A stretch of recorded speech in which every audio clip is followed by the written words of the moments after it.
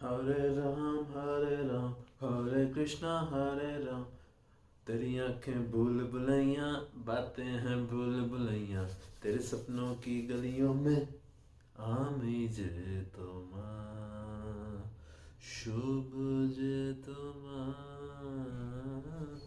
आमी जे तुम्हार।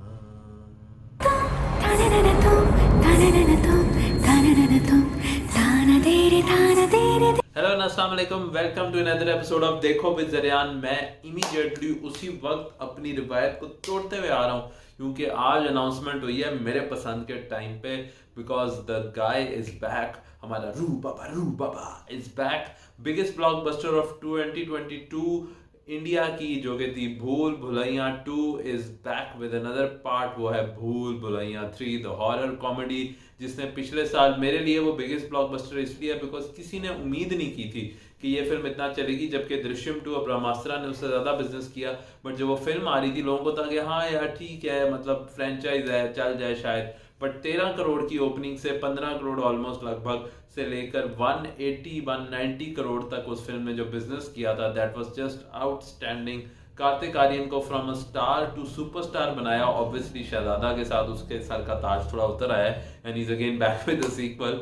तो इसीलिए हम कुछ कहना नहीं चाहेंगे, हम बस यही कहेंगे कि कार्तिक आर्यन जब तुम फिल्म करते हो तो वो फिल्म होती है, सीक्वल करते हो तो वो सीक्वल होता है। सीक्वल के ऊपर जब सीक्वल देते हो तो हमें ये समझ आ जाता है कि तुम्हारी जो अकेले फिल्म आई है जो कि शहजादा थी वो उतना बिजनेस नहीं करती, तो तुम फिर वापस सीक्वल लेके आ जाते हो, क्योंकि तुम्हें पता है कि 90s के स्टार की फिल्में हिट होती हैं। तो 90s के स्टार की फिल्मों का रीमेक कर करके, पार्ट 2 कर करके, उनके गाने रीमेक कर करके तुम वापस आते जाते हो। लेकिन हम तुम्हें इतना बता दें कि टैलेंट से ही फिल्म चलती है, और टैलेंट जब तक नहीं होगा तो फिल्म नहीं चलेगी। और ये इस बात का मतलब यही है कि तुम्हें टैलेंट है, तो इसीलिए पति पत्नी और वो भी चली थी, प्यार का पैसनामा भी चली थी, सोनू की डिट्टो की स्वीटी भी चली थी। शहजादा अगर नहीं चली तो इसका मतलब ये नहीं है कि भूल भुलैया 3 नहीं चलेगी। भूल भुलैया 3 नहीं चलेगी तो इसका मतलब ये नहीं है कि अब तुमने आगे जाके सिर्फ फ्रेंचाइज फिल्में करनी है, सत्या प्रेम की प्रेम कथा और आशिकी 3 जैसी फिल्में करती रहनी है। और अगर तुमने आशिकी जैसी फ्रेंचाइजीज को और भूल भुलैया जैसी फ्रेंचाइजीज को खराब किया तो इसके बाद हम लोग तुम्हारे से भरोसा उठ जाएगा। तो फ्रेडी जैसी फिल्में करना बंद करो और अच्छी अच्छी फिल्में करना ज्यादा करो। शहजादा जैसी फिल्मों को इग्नोर करो, रीमेक्स में मत जाओ और अच्छी ओरिजिनल फिल्में करने पे फोकस करो। मैं भी कर सकता हूँ। इससे पहले कि मैं और टाइम आपका वेस्ट करूँ, हम चलते हैं मोनोलॉग छोड़ के भूल भुलैया 3 के टीजर की तरफ। Let's get into it. जैसे कि आप लोगों को पता है, a 1, a 2 and a 3 and a go।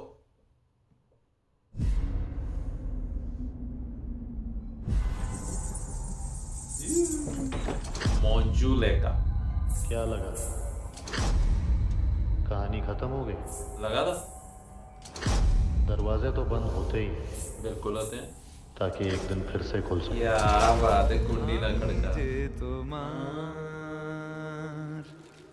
শুধু যে তোমার लगता है तभी शूट कर लिया था इन्होंने। मैं आत्माओं से सिर्फ बात नहीं करता, हैं? आत्माएं मेरे अंदर आ भी जाती हैं। अभी अल्लाह, that's demonic.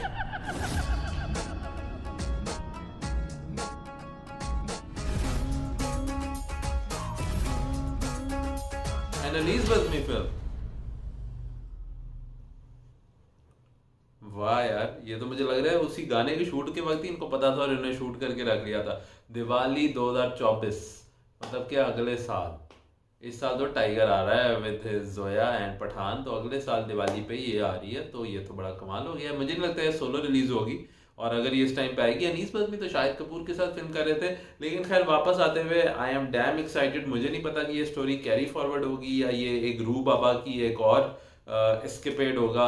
But Anees Bazmee as a producer gives me hope, because उन्होंने पिछली बार स्क्रिप्ट पे बहुत मेहनत की थी।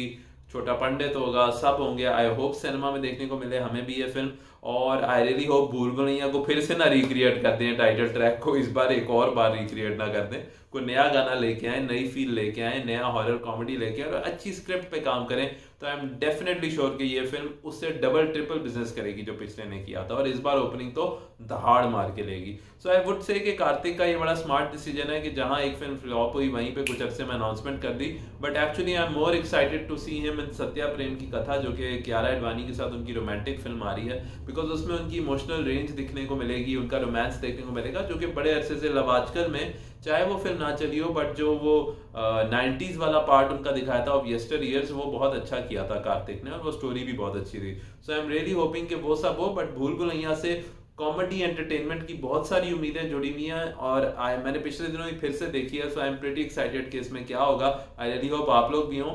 मजा आ रहा है कि इस बार कार्तिक शायद खुद भी एक चुड़ैल बन जाए, कुछ बन जाए, खैर चुड़ैल तो नहीं बन सकता, लेकिन जिन बन जाए, लेकिन बहुत मजा आने वाला है। एंड आई होप कि ये फिल्म उतनी एंटरटेनिंग हो जितनी पिछली वाली थी। And Anees Bazmee is a great addition. तो रूह बाबा का वेट करते हुए देखो विद ज़रियान।